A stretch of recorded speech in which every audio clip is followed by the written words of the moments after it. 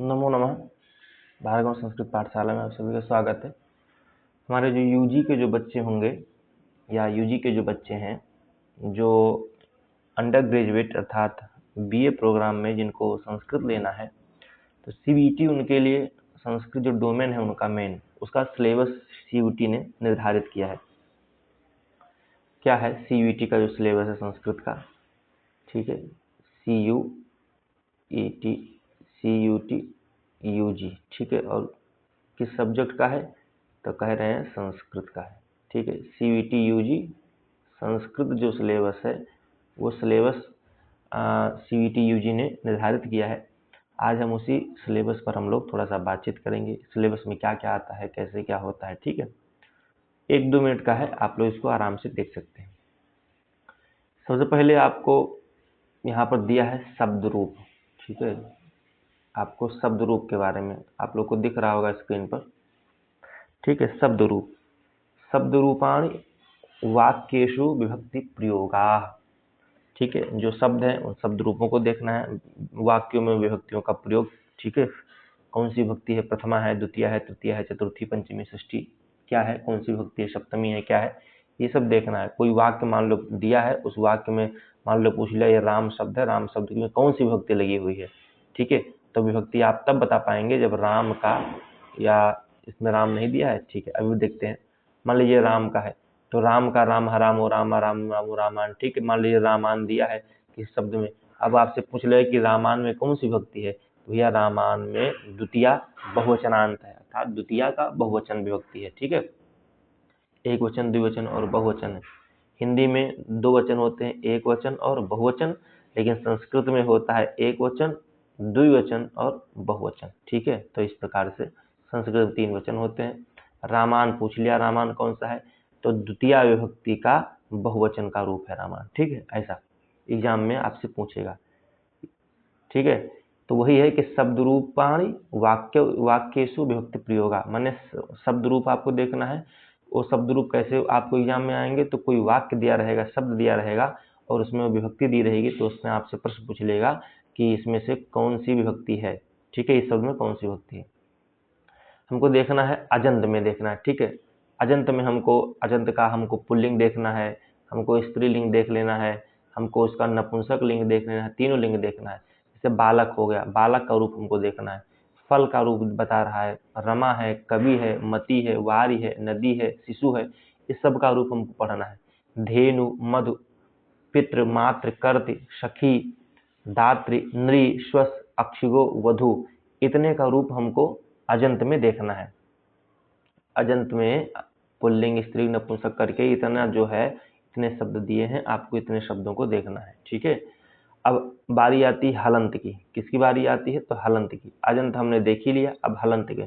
हलंत में आपको राजन शब्द, भवत, आत्मन, विद्वस, वाच, पथिन, मरुत, ताद्रिक, दिश, धनिनी, पंचन, अष्टन, नवन और दशन का रूप हमको देखना है हलंत में, ठीक है। उसके बाद आपका सर्वनाम आता है। सर्वनाम में आपको सर्व देखना है, तत् देखना है, यत देखना है, किम देखना है, इदम, इदम का तीनों लिंग देखना है, अर्थात पुल्लिंग, स्त्रीलिंग, नपुंसक लिंग, अस्मद और युष्मद का रूप देखना है, ठीक है। ये आपके सर्वनाम है, इसमें से आपसे प्रश्न पूछेगा। आगे आपको दिख रहा होगा धातु रूप, क्या दिख रहा है, धातु रूप आपको दिख रहा होगा। धातु रूप जो आपकी दूसरी इकाई या यूनिट कह ले, उसमें आपके धातु रूप पूछे गए। अब धातु रूप में आत्मनेपदी और परस्मैपदी चलता है। सबसे पहले परस्मैपदी में हम चर्चा करते हैं कि क्या दिया है, तो उसमें गम दिया है, नम दिया है, अस दिया है, हस दिया है, श्रु दिया है, नस दिया है, आप दिया है। इस प्रकार से जितने हैं सक, स्प्रक्ष, क्रिया, भक्ष, चित, नित, कथ, नी, पच, ठीक है, इन सभी को हमको देखना है। और कह रहे हैं कि लट, लिट, लोट, लंग, विधिलिंग इति पंच लकारेषु प्रयोगा। ये जो जितने ऊपर में जो धातु दिए हैं, परस्मैपदी के धातु जो दिए हैं, ये सारी धातुओं को इन 5 लकारों के अंतर्गत देखना है, ठीक है। इन धातुओं को, ये जो 5 लकार हैं, इन 5 लकारों में इनका प्रयोग देखना है, क्या कैसे कैसे होता है, ठीक है। अब आत्मनेपदी, अभी हम लोग परस्मैपदी पढ़ रहे थे, अब आत्मनेपदी देखेंगे। परस्मय माने दूसरे के लिए और आत्मनि माने अपने लिए, ऐसा सामान्य अर्थ जानिए, ठीक है। तो आत्मने में लभ धातु, शेव धातु, वंद धातु, याच धातु, इसका प्रयोग हमको लट, लिट और लंग 3 लकारों में देखना है। ठीक है, केवल और केवल 3 लकारों में इसका प्रयोग हमको देखना है। लभ धातु, शेव धातु, ठीक है, सेव, सेवते, सेवंते से चलता है। ठीक है, इस प्रकार से। अब संधि देखते हैं। अगली जो हमारी तीसरी वो है इकाई है, ठीक है, तीसरी इकाई या यूनिट कह लीजिए। ठीक है, तीसरे में आपको संध्या संधि विच्छेदाचा। ठीक है, मान लीजिए कोई शब्द दे दिया होगा, उस शब्द का कहेगा संधि विच्छेद क्या है, अथवा संधि विच्छेद दिया रहेगा, कहेगा कि इसका शब्द क्या है। इस प्रकार से आपसे प्रश्न पूछ सकते हैं। संधि में क्या है, तो कह रहे हैं स्वर संधि में आपको दीर्घ संधि, गुण संधि, वृद्धि, यण, अयादि और पूर्व रूप, इतने संधियों को आपको स्वर संधि में देखना है। व्यंजन संधि में आपको च्युत्व संधि, ष्टुत्व संधि, जसत्व, अनुनासिक, अनुस्वार और परसवर्ण, इतना देखना है। विसर्ग में आपको देखना है उत्व, रत्व और लोप, और विसर्ग स्थानीय श, श, श का प्रयोग। ठीक है, स, श, श का प्रयोग, इतना आपको तीसरे यूनिट अर्थात संधि और संधि विच्छेद में आपको देखना है। ठीक है ना।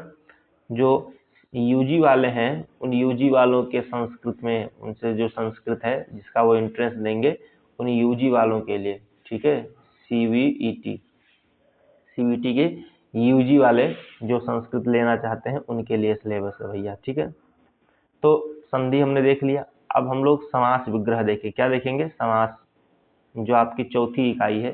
चौथी इकाई में आपको समास, समास विग्रह अर्थात समास और समास विग्रह देखना है। हम लोग जानते हैं कि समास कितने हैं, तो कह रहे हैं समास 5 है। ठीक है, पंचधा समासः पंचधा, 5 समास है। उन 5 समास में से इसमें दिया है आपको, संस्कृत में 5 समास माने गए हैं। ठीक है, लोक सिद्धांत कौमुदी के अनुसार। तो अव्ययी भाव समास जो है, अव्ययी भाव समास में आपको यथा, प्रति, उप, अनु, निर, सह और अधि, इतने को हमको देखना है अव्ययी भाव समास में। द्वंद्व समास में आपको देखेंगे, द्वंद्व समास में क्या देखेंगे, तो इतरेतर द्वंद्व, समाहार द्वंद्व और एक शेष द्वंद्व, द्वंद्व समास में ये देखना है। ठीक है, आगे आपका तत्पुरुष समास है। तत्पुरुष समास में विभक्ति तत्पुरुष, कर्मधारय, दिगु और उपपद तत्पुरुष।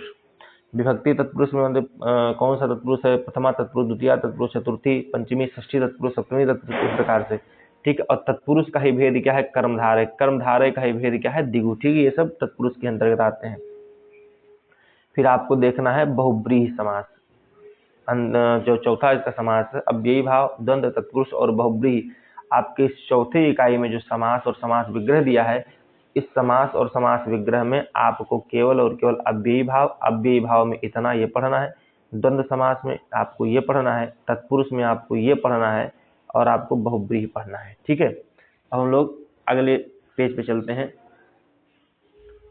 हाँ, अगला पेज हमारा आपका प्रत्यय शुरू होता है। कहाँ शुरू होगा, प्रत्यय, जो आपकी 5वीं इकाई है, 5वीं यूनिट है, उसमें आपका प्रत्यय दिया है। प्रत्यय में कृत प्रत्यय, कृत प्रत्यय में कृता प्रत्यय, कतौत प्रत्यय, तब्यत, अनियर, शत्र, सानस, तिन, क्त्वा, लेप और तुमुन और त्रिच प्रत्यय, ये देखना है। इनसे शब्द क्या बनता है, इन प्रत्ययों को लगाकर कौन से शब्द बनते हैं, अथवा उस शब्द में एग्जाम में आपको दे देगा कि इस शब्द में कौन सा प्रत्यय है, तो आपको बताना है। अथवा इन ये जो दिया है, मान लीजिए प्रत्यय, इस प्रत्यय से कौन सा शब्द बनता है, ऐसे भी एग्जाम में प्रश्न पूछ लेते हैं। एक कृत प्रत्यय के अंतर्गत इतने आपको प्रत्यय पढ़ने हैं। फिर तद्धित प्रत्यय में आपको मतुप, इन, ठक, ठई, त्वत और तल प्रत्यय पढ़ना है। स्त्री प्रत्यय में आपको केवल और केवल 2 प्रत्यय पढ़ना है, टाप प्रत्यय और गीप प्रत्यय। टाप प्रत्यय का सूत्र अजा, ऐसे करके अजा आदि है। ठीक है, उसमें टाप प्रत्यय लगता है। पहला दूसरा सूत्र है स्त्री प्रत्यय का, अजा आदि टाप करके है। ठीक है, उस स्त्री प्रत्यय के 2 सूत्र आपको पढ़ने हैं, केवल टाप और गीप प्रत्यय, दो प्रत्यय पढ़ने हैं। फिर आपको उपपद विभक्ति आपको दिखा है। ठीक है, ये उपपद विभक्ति छठे, आपका छठा जो है उसमें उपपद विभक्तियों का प्रयोग पढ़ना है। ठीक है, कि उपपद विभक्ति क्या है, कैसे इनका प्रयोग होता है। 7वीं यूनिट क्या है, भाषिक कार्यम। भाषिक कार्यम में आपको दिया रहेगा कोई शब्द, उसमें से आपको विशेषण विशेष पद का चयन करना है कि इसमें कौन सा विशेष पद है, कौन सा विशेषण पद है। फिर कर्त क्रिया पद चयन। ठीक है, इसमें से कर्ता क्या है, क्रिया क्या है, ये पढ़ना है। पर्याय और विलोम पद। ठीक है, इस शब्द का पर्यायवाची क्या है, इस शब्द का अब विलोम क्या है। ठीक है, इस प्रकार से आपको एग्जाम में दिया रहेगा, आपको बताना है, वो एग्जाम में पूछेगा। ठीक है, उसके बाद आपको छंद दिया है। आपकी 8वीं जो इकाई है या 8वां यूनिट है, उसमें छंदसाम स्व उदाहरण लक्षण परिचय श्लोकेश छंदो विज्ञानम। ठीक है, मान लीजिए सात 8वें नंबर से आपसे क्या पूछेगा, छंद में कोई श्लोक दिया रहेगा, कहेगा इसमें कौन सा छंद है, अथवा किसी छंद का लक्षण दे देगा और पूछ लेगा कि किस छंद का लक्षण है, अथवा उसमें कितने वर्ण होते हैं, क्या होते हैं, ये सब पूछा है। अब कौन कौन से छंद है, वो छंद आपके बता रहा है, अनुष्टुप, इंद्रवज्रा, उपेंद्रवज्रा, उपजाति, वंशस्थ, वसंत तिलका, मालिनी, शिखरणी, शार्दुल, विक्रीडित और मंदाक्रांता, ये आपके छंद है। ठीक है। शब्दालंकार, अर्थालंकार आपकी 9वीं यूनिट है। 9वीं यूनिट में आपको शब्दालंकार में अनुप्रास, यमक और श्लेष पढ़ रहे हैं। अर्थालंकार में ऊपक, रूपक, ऊपक नहीं भैया क्षम्यताम, उपमा है, रूपक है, उत्प्रेक्षा है और अर्थांतर न्यास अलंकार है। ठीक है। ये आपको इतने पढ़ने हैं। थोड़ा सा वो हो गया कि ऊपक बोल दिए, ऊपक नहीं है, उपमा है, रूपक बोलने के चक्कर में ऊपक बोल दिए। ठीक है, कोई बात नहीं, इसको आप देखिएगा। उपमा, रूपक, उत्प्रेक्षा और अर्थांतरन्यास अलंकार आपको पढ़ना है आपकी 9वीं इकाई में। ठीक है। शब्दालंकार, अर्थालंकार में, शब्दालंकार में अनुप्रास, यमक, श्लेष और अर्थालंकार में आपको ये पढ़ना है। फिर आपकी जो अंतिम और 9वीं इकाई 10वीं इकाई है, क्या है, संस्कृत साहित्य से सामान्य परिचय, संस्कृत साहित्य का सामान्य परिचय। ठीक है। संस्कृत साहित्य का सामान्य परिचय में आपको संस्कृत साहित्य का सामान्य परिचय देखना है, कुछ कवि देखने पड़ेंगे, कवियों की रचनाएं देखनी पड़ेगी, कवियों का कालक्रम देखना पड़ेगा। ठीक है।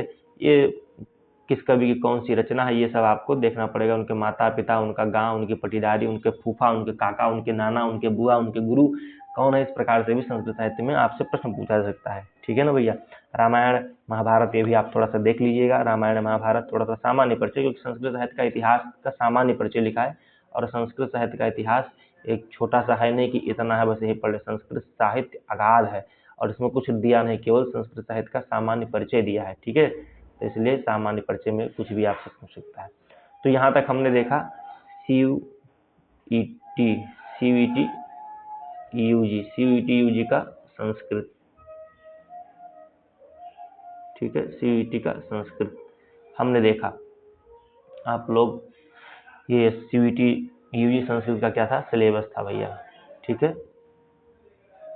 ये सिलेबस 10 इकाई में या 10 यूनिट में आपका बटा है, और इनको आप लोग तैयार कर लीजिएगा, तैयारी करते रहिएगा। जहाँ ना समझ में आइएगा वहाँ पर कमेंट कीजिएगा कि सर हमको ये पढ़ा दीजिए, इस विषय पर आप लेक्चर ले आइए।